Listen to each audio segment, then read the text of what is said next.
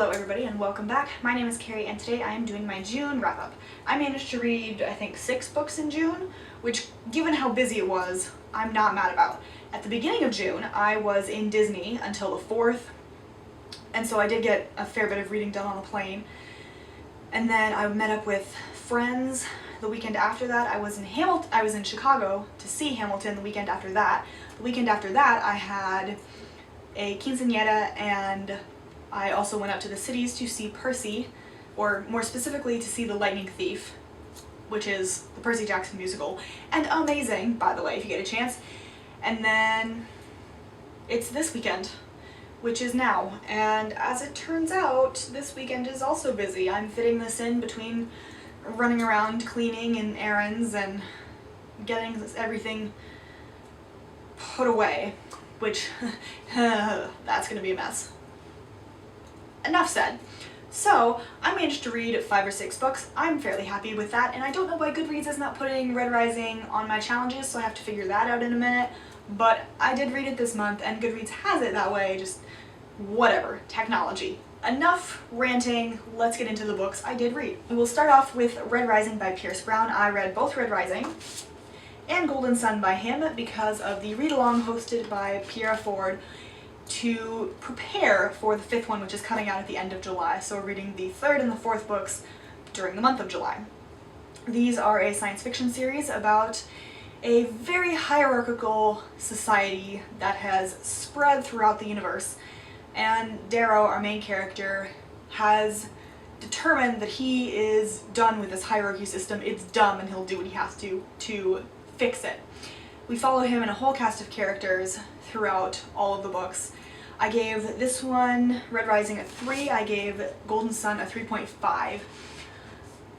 Darrow doesn't feel like he develops at all to me, and that really bugged me. I did like the second one better because it felt fast-paced and like we were actually getting somewhere, whereas the first one felt like we were basically doing the same thing over and over and over with no real end in sight, no real result. I know that we did get a result, I know that the plot's pretty good, I know that people love it, but Red Rising has never been my favorite, and so I wasn't terribly surprised. Golden Sun, I gave it 4 stars the first time I read it, and I gave it 3.5 this time because it just didn't quite hit me as much. So hopefully the series will get better on reread, but as of right now, they're good books, not necessarily my faves. The first book I finished in June was Voyager by Diana Gabaldon, and I finished this one because this was the book, massive, that I brought to Florida. I had, I think, about 8 hours on a plane / in the airport. So I managed to finish this one and then start Good Omens. I brought this one because, as all good bookworms know, right, we have to pack 20 books on a trip, or just a really massive one, because we don't know if we're going to finish it, we don't know how much time we're actually going to have, and if we run out of books, what do we do with ourselves? This book also got flagged as being an oversized liquid because of the way it was lying, apparently. I don't know what that is, but I get stopped every time, so there's that. Anyway, I enjoyed this book. It was hard going back 20 years later, but I enjoyed watching their daughter, and I enjoyed seeing some new scenery and seeing what happened to Jamie in between. That was really interesting, but also I can see where it starts to drag out a lot. Then I read Good Omens, as I mentioned, by Neil Gaiman and Terry Pratchett. I read this pretty much entirely because 1, it's been on my shelf for at least 2 years, and 2, the miniseries came out with David Tennant on the 31st of May.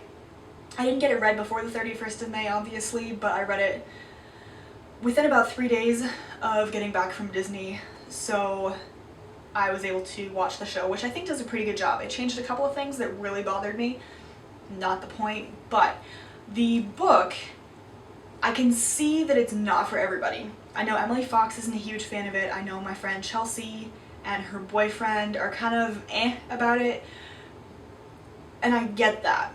I think this book is very much so for people with a dry, dark, irreverent sense of humor. This makes fun of basically everything about religion, and it's hilarious. Mind you, I'm not a terribly reverent person myself, so that might be why I found it funny. It's also an incredibly British sense of humor. Like I said, dark, dry, that's what it is. So if you're not into irreverence or British humor, this is not the book for you, but I very much so am, and so I thought it was hilarious. Basically, a demon and an angel are on Earth.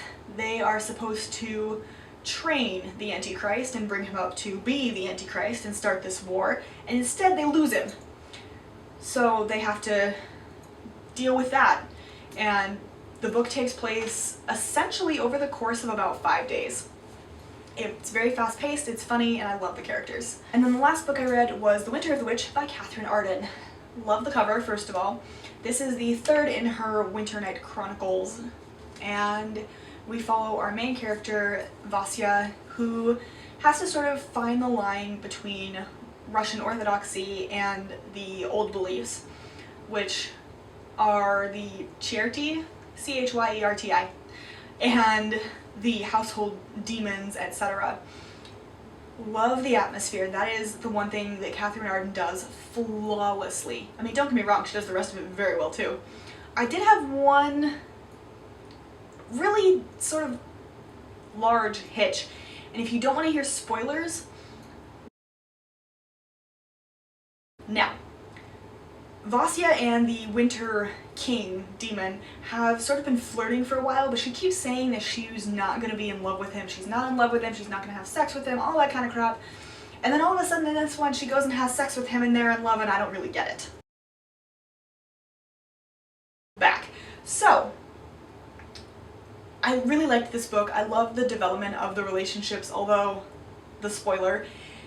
And again, the atmosphere is just amazing. So I think I gave this book a 4.5 or 5 out of 5 stars. Speaking of which, I gave Good Omens also a 4 out of 5. Because there were just some things you could tell it's definitely dated. It was written in the 90s, but it was still highly enjoyable. Like I said, 4 out of 5, or maybe 5 out of 5, I don't remember, for this one. And it was a really great conclusion to the trilogy. So it turns out I read 5 books and then started Nocturna, and I'm still reading La Sombra del Viento, which you will have seen in my July TBR. Anyway, those are the books I read in June. I hope you enjoyed, and I will see you in my next video. Bye!